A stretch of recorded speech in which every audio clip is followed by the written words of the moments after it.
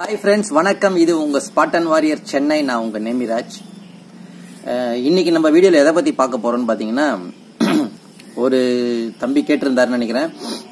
இந்த களம் முடிஞ்சதுக்கு அப்புறம் என்னென்ன பண்றது சேவலை. நிறைய சேவல் வந்து இந்த மாதிரி ஃபால்ட் ஆகுது, களத்துக்கு அப்புறம் தான் நிறைய ஃபால்ட் ஆகுது அப்படின்னு சொல்லிட்டு நிறைய பேர் என்கிட்ட ஆல்ரெடி கேட்டிருந்தாங்க. பட் ரீசெண்டா ஒரு தம்பியும் கேட்டிருந்தாரு, களத்துக்கு அப்புறம் சேவல் என்ன பண்ணணும், எப்படி ட்ரீட் பண்ணணும், எந்த மாதிரியான ட்ரீட்மெண்ட் பண்ணணும் அப்படின்னு சொல்லி கேட்டிருந்தாரு.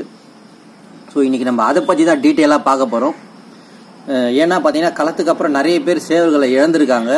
இது நமக்கு ரீசெண்டாக நம்ம வீட்டு பக்கத்துலேயே கூட நடந்திருக்கு. நம்ம கிட்டே அந்த மாதிரி எதுவும் நடக்கலை.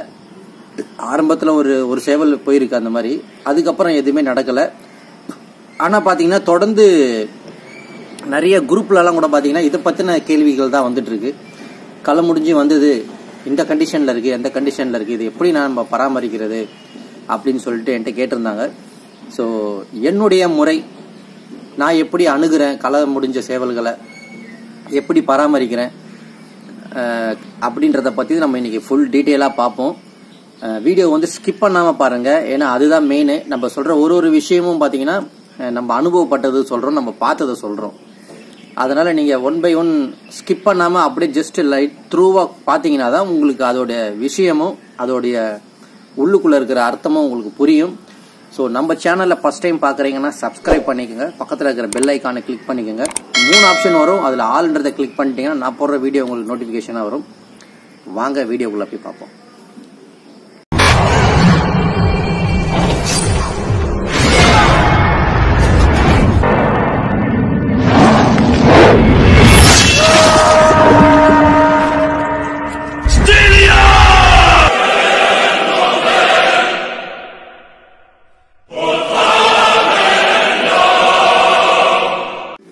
பொதுவா பாத்தீங்கன்னா, இந்த களத்துக்கு முன்னாடி சேவல்களை அப்படி பொக்கிஷம் மாதிரி பாத்துக்குவாங்க எல்லாருமே. ஜதி ஆயிடுச்சுன்னா பாத்ரூம்குள்ள வச்சு தயார் பண்ணுவாங்க, வீட்டுக்குள்ள வச்சு தயார் பண்ணுவாங்க. சிலர் பெட்ரூம்குள்ளலாம் வச்சு சேவலை பராமரிச்சு தயார் பண்ணி களத்துக்கு கொண்டு வரதெல்லாம் நான் பார்த்துருக்கேன். அந்த மாதிரி நிறைய பேர் இருக்காங்க. ஆக்சுவலா குப்பையில மேய்ஞ்சிட்டு இருக்கிற சேவலை கூட நீங்க ஜதை ஆனதுக்கு அப்புறம் இந்த மாதிரி எல்லாம் பயங்கரமா பாத்துக்குவாங்க. அதுக்கு உணவு முறைகள் ஆல்ரெடி நம்ம எல்லாருக்குமே தெரியும். தயாரில் தனி உணவு முறை. ஸோ சீக்கு வந்துடக்கூடாது, அது வந்துடக்கூடாது, இது வந்துடக்கூடாதுன்னு சொல்லிட்டு ரொம்ப கேர்ஃபுல்லாக பார்த்துக்குவாங்க. இதெல்லாம் எதுக்குன்னு பார்த்தீங்கன்னா, ஒரு நேம், நமக்கு சேவல் பேர் எடுத்து கொடுக்கணும், நம்ம இந்த களத்தில் ஒரு நல்ல நேம் எடுக்கணும் அப்படின்ற ஒரு முறைக்காக பண்ணுறது. அதுவும் இல்லாமல் இதில் நிறைய விஷயம் உள்ளுக்குள்ளே இருக்குது. ஸோ களம் முடிஞ்சதுக்கு அப்புறமும் அந்த சேவல்களை அதே போல பராமரிச்சு, அதே மாதிரி முடியலன்னா கூட ஓரளவுக்காவது நீங்க பராமரிச்சு அதை வந்து சீக் ஆகாம ஃபால்ட் ஆகாம பாத்துக்கிட்டாலே போதும். ஏன்னா உங்களுக்கு இப்ப இந்த ஒரு களத்துல கிடைக்கிற வெற்றி அடுத்த களத்திலையும் கிடைக்கணும்னு நம்ம எதிர்பார்க்கணும் எப்பவுமே. ஸோ அதனால பாத்தீங்கன்னா, சேவல்களை களத்துக்கு அப்புறம் எப்படிலாம் நிறைய பேர் வந்து ஃபால்ட் ஆக்குறாங்க அப்படின்றத பத்தி ஃபர்ஸ்ட் பார்ப்போம். அதுக்கப்புறம் என்னென்னலாம் பண்ணணும்ன்றதையும் நம்ம பார்ப்போம். இது வந்து என்னுடைய நான் செய்யக்கூடிய முறை, அதுதான் நான் உங்களுக்கு சொல்றேன். நம்ம சேவல் களம் முடிஞ்சு வந்ததுக்கு அப்புறம் நம்ம என்னென்னலாம் பண்ணுவோமோ அதை மட்டும் தான் நான் சொல்றேன். இதுல எதையும் நான் சேர்த்து எக்ஸ்ட்ரா சொல்லல. மற்றவங்க சொன்னதையும் நான் இதுல சேர்த்து சொல்லல. நாம என்ன பண்றோன்றதை மட்டும் நான் சொல்றேன். இதுல என்னென்னலாம் ஃபால்ட் பண்றாங்கன்றத ஃபர்ஸ்ட் பார்ப்போம். இது நீங்க நிறைய களத்துல பேசிக்கா பார்த்திருப்பீங்க. ஆக்சுவலா பாத்தீங்கன்னா, இப்ப சேவல் பறக்குது, இதுல நிறைய பேர் பாத்தீங்கன்னா பனாய்க்கிறதுலே நிறைய டிஃபரெண்ட் இருக்கும். தன்னோட சேவலை பனாய்க்கிறது பாத்தீங்கன்னா அப்படி பனாய்ப்பாங்க. இதே சப்ளைக்கு வந்த சேவலா இருக்கட்டும், நம்ம டீம் மெம்பரோட சேவலா இருக்கட்டும், இதை பனாய்க்கிற முறை பாத்தீங்கன்னா வித்தியாசமா இருக்கும். ஒரு கேர்லெஸ் இருக்கும். இதை நான் எல்லாரையுமே சொல்லல, ஒரு சிலர் அந்த மாதிரி பண்ணுவாங்க. ஏன் அப்படின்னு பாத்தீங்கன்னா, தன்னோட சேவல் 3 நிமிஷத்துலயே 5 நிமிஷத்துலயே இல்ல ஒரு தண்ணிக்குள்ளேயே பந்தயம் அடிச்சிட்டு இருக்கும். சேவல் வந்து ஃப்ரெஷ்ஷா தான் இருக்கும். பட் இருந்தாலும் அதுக்கு ஐஸ் போடு, ஷாக் ஆடி, ஃப்ரீயா விடுங்க, கொஞ்ச நேரம் இருக்கட்டும் அப்படின்னு அதுக்கு அடுத்து இது பண்ணணும் அது பண்ணணும்னு சொல்லிட்டு ஒரு எக்ஸ்பெக்டேஷனோட அதிகமா ஒரு எப்படி சொல்றது ஒரு முன்னுரிமை கொடுப்பாங்க. இதே சப்ளை வந்ததா இருக்கட்டும், அது ஒரு தண்ணியோ 1.5 தண்ணியோ இல்ல 2 தண்ணி 3 தண்ணி கூட நின்று மேல் கையில டிராப் பண்ணியிருக்கோம், இல்ல ஜமீனா இருக்கும், ஏதோ ஒன்று ஆயிருக்கும். ஐஸ் போட்டு மூஞ்சி மட்டும் தொடச்சி விடுப்பா, திரும்ப ரிங்கில் போட்டுடலாம் அப்படின்னு அந்த விஷயம் நான் காதால கேட்டிருக்கேன். அதனால நான் உங்களுக்கு ஓப்பனாக சொல்கிறேன். தன்னோட சேவலாக இருக்கட்டும், எந்த சேவலாக இருக்கட்டும், நம்மளை நம்பி நம்ம டீமுக்கு ஒருத்தர் கொடுக்குறாரு, நமக்கு ஒருத்தர் சப்போர்ட் பண்ணுறாருன்னும் போது எல்லாத்தையுமே ஒரே மாதிரி பார்க்கணும். ஏன்னா எல்லாமே ஒரு உயிர், எல்லாமே ஒரு ஜீவன் தான். தன்னோட உயிரை பணைய வச்சு நம்மளுடைய மானத்தை காப்பாற்றுது. ஸோ அதுக்கு நீங்கள் அதுக்கான கரெக்டான முறையை நீங்கள் அதுக்கு பண்ணணும். அதுதான் சோக்கில் இருக்கக்கூடிய ஒரு தர்மம். ஏன்னா நம்ம சேவல் சோக்குக்குன்னு ஒரு தர்மம் இருக்குது. அதை இந்த மாதிரி தான் நம்ம காட்டணும். நம்மளை நம்பி ஒருத்தவங்க கொடுக்குறவங்களும் அவங்க நம்ம திருப்பி அதே மாதிரி கொடுக்கணும். ஸோ இதில் இன்னொரு விஷயம் பார்த்தீங்கன்னா, இந்த களத்தில் பார்த்தீங்கன்னா சின்ன சின்ன குத்து இருக்கும். இந்த கோச்சா குத்துன்னு சொல்லுவாங்க. சும்மா முள் இவ்வளோதான் இறங்கும். அதுக்கப்புறம் பார்த்தீங்கன்னா நல்ல பெரிய பெரிய ஓட்டையெல்லாம் போடும், ஃபுல்லாக முள்ளடிக்கும். இந்த மாதிரி ஆயிடுச்சுன்னா என்ன பண்ணுவாங்கன்னா, இந்த பெரிய ஓட்டையை மட்டும்தான் பார்த்து லாக் பண்ணி அதுக்கு இது பண்ணுவாங்க. தவிர மற்ற சின்ன சின்ன கோச்சா குத்தை ஒரு சிலர் கண்டுக்க மாட்டாங்க. அது ஒன்றும் இல்லை, அதுவே சரியா போயிடும் அப்படின்ற மாதிரி. ஆனால் அதுதான் ரொம்ப இருக்கிறதுலே டேஞ்சர். அந்த சின்ன கோச்சா குத்து நரம்புல வாங்கி இருந்ததுன்னா அந்த களம் முடிஞ்சு சேவல் வீட்டுக்கு வரும்போது அன்னைக்கே காட்டாது. ஒரு வாரமோ இல்லை 10 நாளோ இல்லை 1 மாசமோ இல்லை 2 மாசமோ இல்லை 3 மாசம் கழிச்சு கூட நரம்பு ஃபால்ட்டு காட்டும். சேவல் தலை சுத்து வியாதி மாதிரி வரும். ஒரு சிலர் தடுமாறி நடக்கும், ஒரு சிலது அப்படியே ஒரு மாதிரி கை கால் இழுத்த மாதிரி ஆயிடும். ஸோ இந்த மாதிரியான வியாதிகள் பார்த்தீங்கன்னா கொஞ்சம் லேட்டாக ரிஃப்ளெக்ட் ஆகும். இப்படி சில விஷயங்கள் இருக்கு. ஸோ அதனால பராமரிக்கிறது பார்த்தீங்கன்னா கரெக்டாக பராமரிக்க. இன்னும் ஒரு சிலர் இருக்கிறாங்க, களம் முடிஞ்சு அப்பதான் சேவல் வரும். வந்த உடனே என்ன பண்ணுவாங்கன்னா, டாக்ஸிம் 250 எடுத்து நெஞ்சில் அடிப்பாங்க ஃபுல்லா. டாக்ஸிமே இருக்கிறதே ரொம்ப ஹெவி டோஸ் மருந்து. அதை ஃபுல்லா அடிக்கிறப்ப என்ன ஆகும், சேவல் ஆல்ரெடி களம் பறந்து ஹீட்ல வரும், பயங்கரமான உடல் வெப்பத்தில் இருக்கும். அந்த நேரத்தில் நீங்க நேரா எடுத்து ஒரு இன்ஜெக்ஷன் அடிச்சா உடம்பு வலி போயிடும் அப்படின்னு சொல்லிட்டு நிறைய பேரோட தப்பான கணிப்பு இந்த டாக்ஸிம்ல இருக்கு. எடுத்து அடிச்சிடறாங்க. அடிச்ச உடனே என்ன ஆகும், பாடி இன்னும் ஓவர் ஹீட் ஆயிட்டு ஒரு மறுநாளே பார்த்தீங்கன்னா வெள்ளை வெள்ளையா கழிஞ்சிக்கிட்டு இருக்கும்.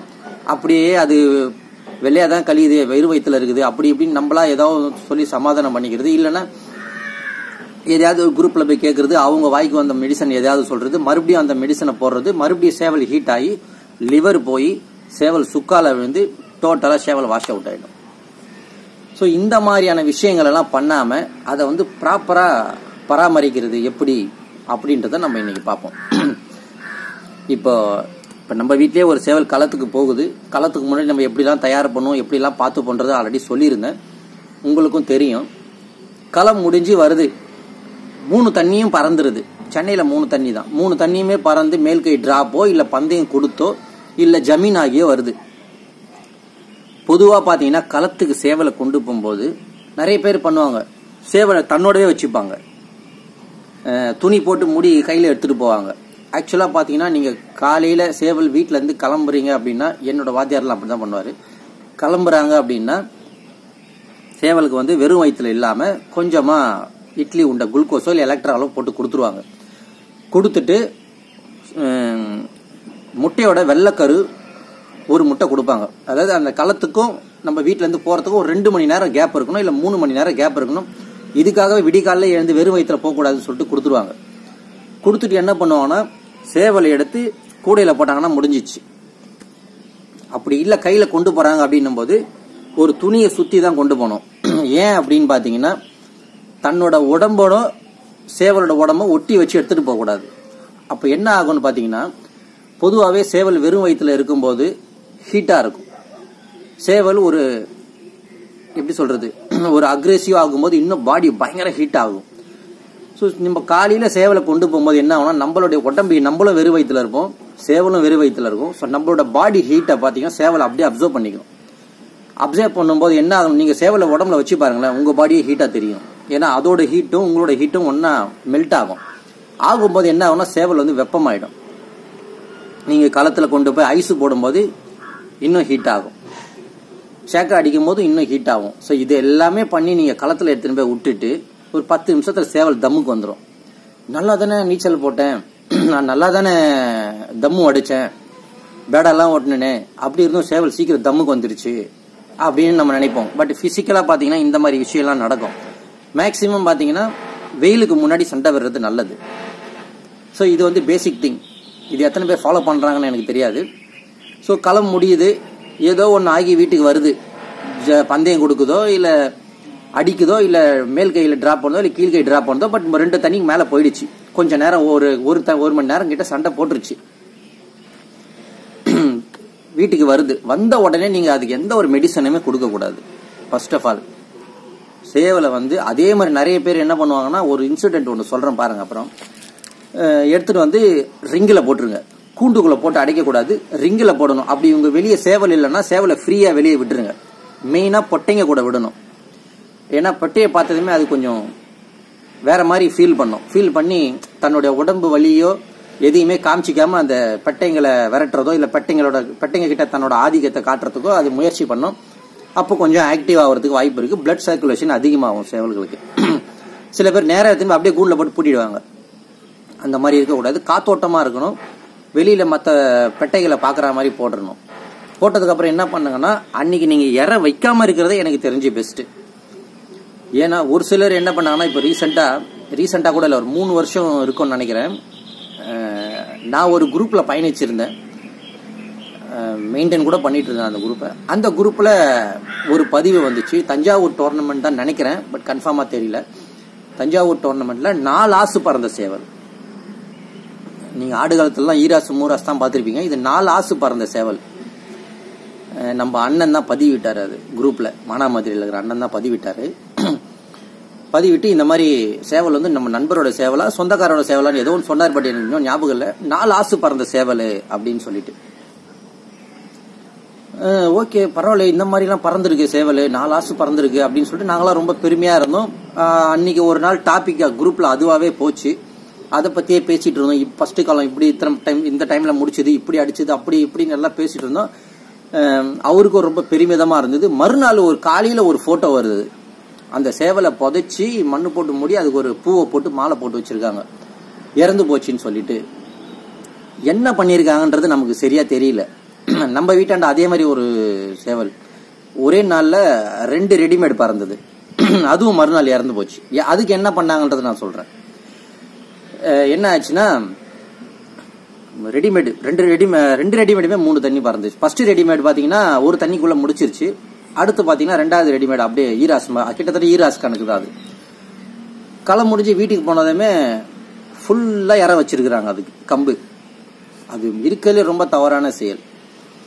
ஃபர்ஸ்ட் ஆஃப் ஆல் நம்ம மெடிசனும் போடக்கூடாது, இன்ஜெக்ஷனும் அடிக்கக்கூடாது, இறையும் வைக்கக்கூடாது. டைஜஸ்ட் ஆகாது, பாடி ஹீட் தான் இருக்கும், ஃபுல்லா கேஸ் ஏறி இருக்கும். நீங்க இற வைக்கும் போது சாப்பிடும் போது என்ன ஆகும்னா, ஜீரண பைக்குள்ள போகாம மேலேயே இருக்கும். அது என்ன மூச்சை அடைச்சி இறந்துரும். இறப்பைக்குள்ள போகாது அந்த உணவு. நீங்களே பாத்தீங்களா, வெறு வயிற்றுல இருங்க, காலையில இருந்து வெறு வயிற்றுல இருந்துட்டு சடனா ஈவினிங் ஒரு ஜூஸ் வாங்கி குடிங்க. உங்களுக்கு வயிறு ஃபுல்லா அப்படி வலிக்கும். வலிச்சு கொஞ்சம் ஒரு ஃபியூ செகண்ட்ஸ் உங்களால ஒண்ணுமே பண்ண முடியாது, அப்படியே நின்றுவீங்க. அதுக்கப்புறமா நார்மல் ஆகும். ஸோ ஒரு திரவமான ஒரு பொருள் போகும்போதே உங்களுக்கு இந்த மாதிரி ஒரு ஃபீல் ஆகுதுன்னா, திடமான ஒரு பொருள் உள்ள போகும்போது எந்த மாதிரி இருக்குன்னு பாருங்க.